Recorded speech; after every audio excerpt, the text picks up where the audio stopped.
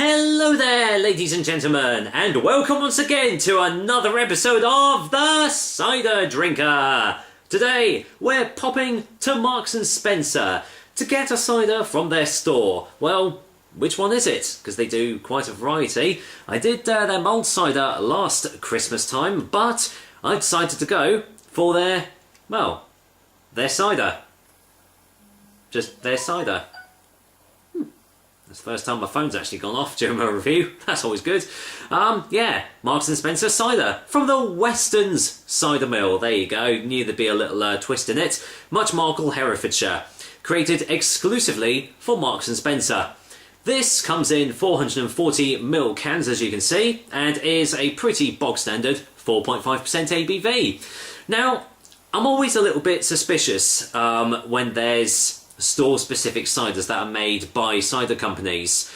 Are they really going to be much different from their core range? Because, to be honest, this does look like it might just be a typical Weston's medium dry cider.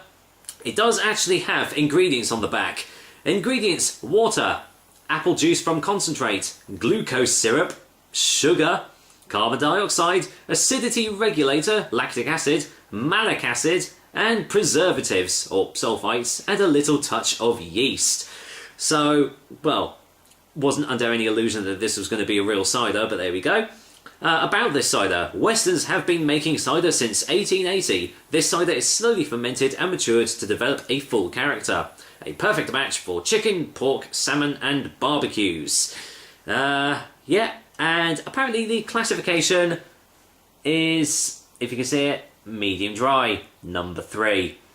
Do you know what? That's the first time I've actually seen a classification on a cider before, but it's number 3, so medium dry. So I reckon this is just going to be a typical Weston's drink, you know, especially as it is, you know, made by them. No other information at all on this can. It's just in French and in Dutch, I believe. That's different. Normally it's in German or something. And there you go. Thought I'd just show you the fat ladies still can't have ciders. I really must start a petition on that, actually, just to get the ball rolling. Come on, autofocus, work with me here. Right, let's get this can open. Let's see what lies beneath.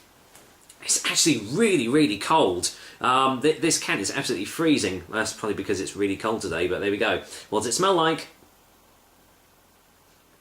Not a lot. It's just got that typical cider smell. It's slightly dry on the nose, but overall really not getting much else, to be honest. So let's get this in the glass. I highly doubt there's going to be sediment in this, so I'm not even going to be gentle with this pour. It's only thing, when you try and pour something quickly, it never happens, does it? There we go, that's that can's going to go in the bin. Right, colour, well, there's a froth on the top there. Usually typical of ciders that aren't as good as the others, but that'll dissipate really quickly. There you go, it's going already. Very light carbonation, as you can see. I hate to say it, it's pretty much a typical shop cider colour as well. Sort of a ambery, dark orange sort of colour there. Nothing out of the ordinary really, so any smells on the glass? Yeah, I'm just getting a slight dryness, but you can smell that there has been sugar added into this, definitely. No real other discernible notes on the nose at all. There's a slight, as I said, a slight dry apple taste there, but all smells quite typical actually, so let's go in for the taste test, shall we? Cheers guys, here's to Marks and Spencer cider from Weston Cider Mill. Cheers.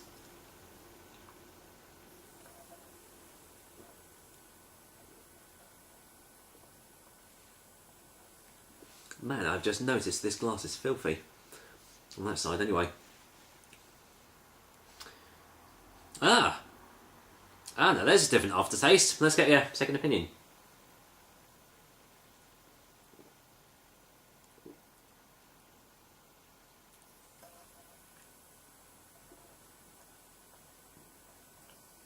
Well, little bit of a surprise here, because I'm not going to lie, I did think this was just going to be a typical, generic, bog standard, sessionable cider that you can get anywhere else.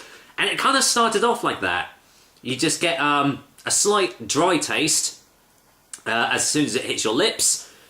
Not much more in the way of taste as it's like swirling around your mouth. But as it goes down, you start getting this really nice biscuity aftertaste, which, as you know by now, if you've been watching my channel, I really do like in a cider. And that is something that I wasn't actually expecting from this drink.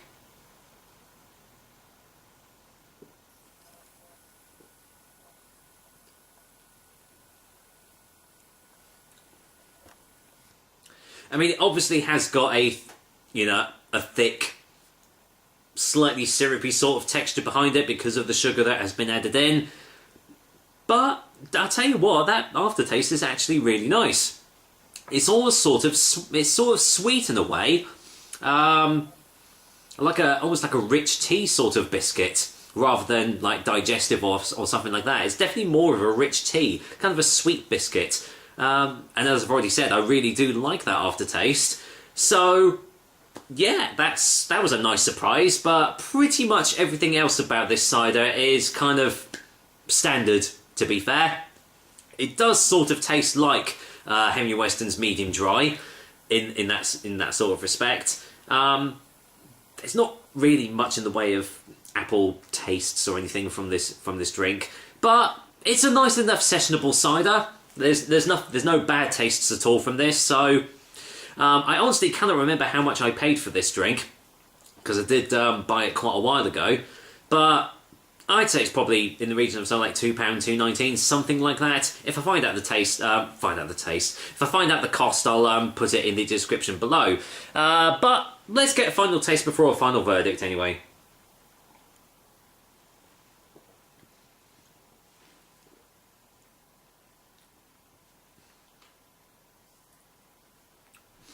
Yeah, it's not going to blow any doors off with its tastes or smells or anything like that.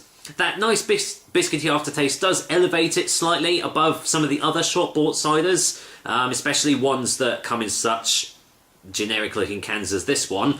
But with that said, for a final verdict, Marks and Spencer cider from the Western Cider Mill is going to get a 6 out of 10.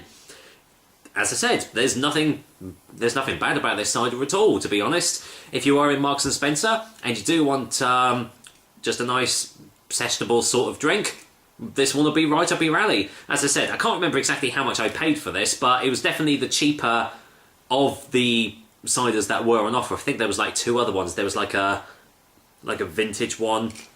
Sorry, I'm really trying very hard to hold in a burp here because it's not nice to have it on camera, is it? Anyway, that is another episode of the Cider Drink for you guys. I hope you liked it, and as usual, I will be back with another delicious and tasty cider soon.